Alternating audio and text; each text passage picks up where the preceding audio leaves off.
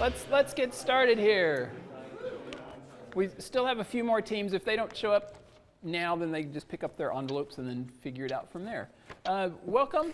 The 253 film competition, it's essentially 72 hours where you get together with a group of people that you trust and enjoy collaborating with. You have 72 hours to write, edit, direct, produce, polish in 72 hours to make the best thing that you can. We get 4 requirements that we must include in our film in some way. And that's the fun part, is they don't tell us how we have to include these 4 elements. They must be included though. We had to include a discarded item. We had to have the phrase, some people have it worse. We had to have... What were they? Flashback, discarded item. Need to have... Other people had it worse. A flashback. A lot of people have it worse. A discarded item. Public art. A piece of public art. And public art, which was probably the least specific and least defined one, and kind of my favorite because it inspired us. It's enough to sort of spark an idea but not be super specific, so where everybody's going to make the same film. We get our envelopes from the Grand, we open them up and see what it is, and we head on over to whatever local pizza and beer joint that we want to go to that night. We set up shop and we just spend the rest of the evening flinging ideas out and having a good time, generally coming up with what we're going to do. Just based on the choreography of it, that's my favorite kind of collaboration. I love to sit down and essentially have writer's block 20, 30, 40 times in a night. We very intentionally, right off the bat, discard what we consider obvious choices. So immediately with public art, for example, we're not going to be using public art. We don't want to go down any of those routes. It's not that we don't think that they're valid ideas, we just know that a lot of human brains have the same associations, and we don't want to make potentially the same film as other people are making. Basically got together and went over what the idea was for the script, and then Paul came in and was just like honed in and knew exactly what we were going to do, and then we all liked his idea better. So. Thursday night, I went home and wrote out basically all the ideas from all our scraps of notes of paper into a rough outline. It wasn't a specific script necessarily, but it was like, Paul says these things establishes this information, Adam establishes this information, whatever. The concept that we came up with was based off the suggestion, or the requirement I should say, a discarded item. It was from this we thought of what's a discarded item, people throwing away trash. That was the A to B association. That was the simplest association. Who would discard an item? A lot of people would discard an item. It could have been anything. And our brains immediately jumped on this board game kind of associations. A discarded item. You discard something. We took this idea of something that had been discarded and essentially blew it up to how can somebody discard an item and have it affect an entire world. The location was incredibly critical to our production. That was probably the most stressful part of our process. On Friday afternoon, we did not have a location. We found like an old Safeway like strip mall that nobody was using that had a fence around it, and we were like, man, if we hopped that fence and went inside, it'd be really quiet and it would look really cool, but do we want to break the law? Do we want to get hurt? And we sat in a parking lot kind of kicking rocks, thinking about where we were going to go, and even in that moment of, I think we're done, we still looked at each other saying, okay, well, what can we do? And it wasn't until Carl said, hey, would you like to see a picture of a couple that I took? I looked at this picture and I immediately said, where is this? Because we've been looking for this dystopian kind of looking area. Filming was a bit on the fly as far as we had the location, but we had never done a walkthrough of what we were going to film. So we were still figuring out exactly where we were going to film and what the blocking was going to be. We knew that we wanted to do it in just one shot, and so Dalton had to kind of figure out how he was going to navigate through all of us and make sure that he was telling the story with who he should be on. What was I thinking? What were we thinking about doing it in one take? We were thinking that we wanted the extra challenge. We were thinking that we wanted that extra challenge. We wanted that extra wrench in the spokes. We appreciated the, okay, we can take on this challenge in the past, and it's not an ego thing. It's a, can we do this? Is this attainable? This is the last thing that I'm going to say.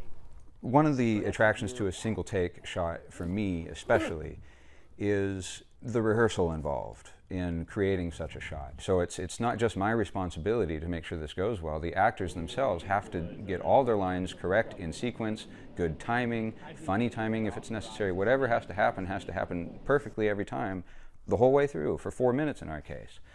And we had 13 takes this year. We could have used 3 other takes. We used the very final take because of what the table did in the very final take. We almost didn't record the 13th take. Carl was deferring to me. He said, Dalton, I know you have to go. Do we have time for another? And I was like, you know, being me, I thought, what the heck, let's do another. Sure, let's do one more. I had to stop on Saturday after the shoot because I had to go shoot a wedding the rest of the day. That's the reason we had to shoot in 5 hours, you know, take it or leave it, because I had to go. The post process was exhilarating, I guess. So do you just have a track of Carl? Sweat is dripping and we're trying to figure out what goes where. I was playing with Adam's iPad and putting like different notes together and making this sort of like Tron soundtrack to it. And then Dalton was just like, no, like this shouldn't have that. And we made it a little bit more green, a little bit just sort of darker and grungier feeling as much as we could. And frankly, in editing, I didn't do all of it intelligently necessarily. There was a lot of things where I just picked a knob and sort of wiggled it and saw what happened on the screen. Well, every year when we're making the movie, I always say, I don't care about awards. I don't care if we win any of the stuff. I just want to make a movie that we're proud of, that at the end of the day, I will be like, I'm glad I made this, I had fun, and I want to watch our movie. It's exciting, there's anticipation, it becomes bigger than it really is, which is just a collection of people who made movies for fun in local Tacoma to have a good time together one evening. But it feels like it may as well be LA. You know? And then the night of the awards happens, and all I can think is, I hope we win an award. Oh man, I want to win an award. If we don't win an award, it was all for nothing. All I care about is the awards. I'm thinking about how is this audience going to be receptive to our film, but how is this audience going to be receptive to this event as a whole? Because it's not about our film, it's about everybody getting together. Whoever made a film that night, this is not an easy thing to do. So to get everybody, all those teams in the same room, and it's a unique kind of energy. It's way different than going to just a normal movie premiere with one director and one producer. When you have multiple teams, you have multiple energies coming in. I love Tacoma, I love this city, and I love seeing what so many different people in the community create when they bring films. And be like, oh, that's what you thought of when you heard those suggestions, or that's the direction you went with it? That's so cool. The knowledge that there are several hundred people all sitting here staring at your artistic creation that you have all sorts of reservations about because you created it so hastily and you wish you could go back and correct this and make it better this way. All these holes that you see as the creator, you're now afraid of what everybody else in the audience is going to think. They're all filmmakers too. They might notice that you screwed that up, or that sounds a little weird, or they heard that kid screaming in the background, or you know. So when they announced it, they were like, and Best Picture goes to, and I was just like, if we lose, that's fine. I still made a movie I'm proud of. I don't even care. It wouldn't bother. I don't care. Victory points. And then they yelled our name, and I was just like, darn right. I sprinted downstairs and went to the stage, and I totally had outrun all the other guys, so I was just standing up there like waiting for everybody else to come up. So it was good to know that what I hold true to my artistic heart is actually making sense to others, especially in this format when you have a very short amount of time to create something. I'm absolutely going to do it every year until I can't do it. I will spread the word about this competition. I want more talent to come into this competition. I know there's stuff up in Seattle, I know there's stuff over in other cities, but I want this specific competition to be a sought-after competition that people will actually travel to and want to do.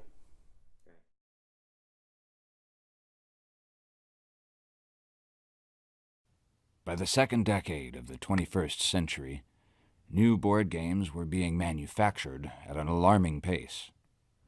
More people were playing board games than at any other time in recorded history.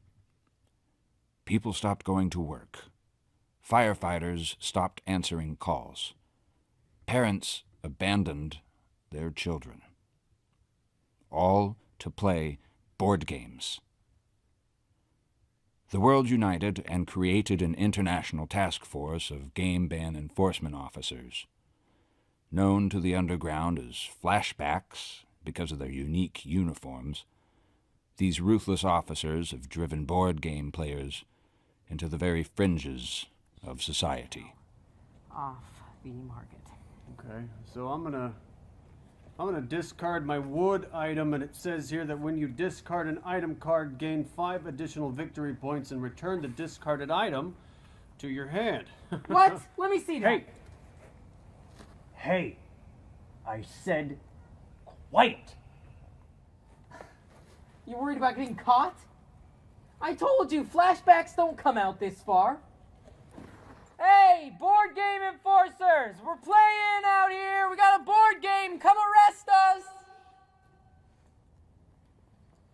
My last turn, I got 6 gold for selling my ore, and I also have the upgrade, which means that I can build 2 structures at a discount of 3. So that's 4 victory points for me. Well, well, well.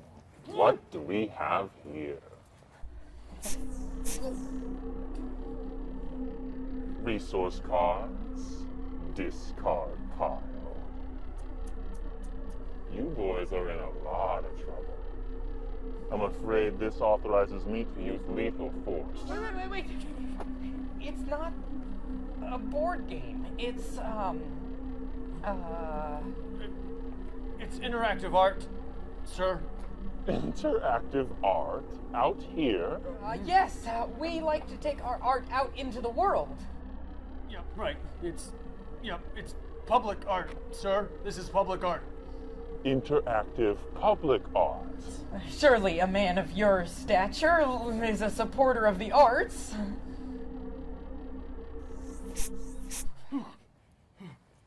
Show me.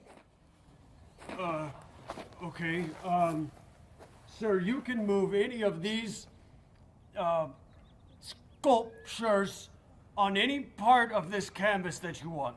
It's up to you. All right. I'll move here. Oh, that's a good move. Well, that is a market, which means you can buy one of these resource cards, or you can build a structure. I'll build a structure. Okay, how about the Hall of Justice? Ooh, the Hall of Justice. I like that. Yes, I'll build that one. Okay, you get this. Gain 5 victory points every winter till the end of the game.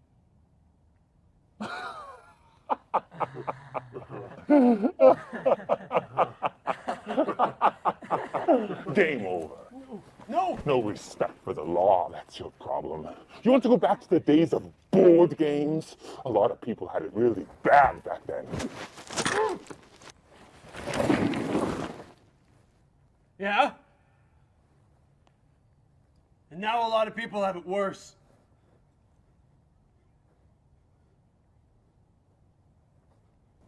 Discard that. We got a game to play.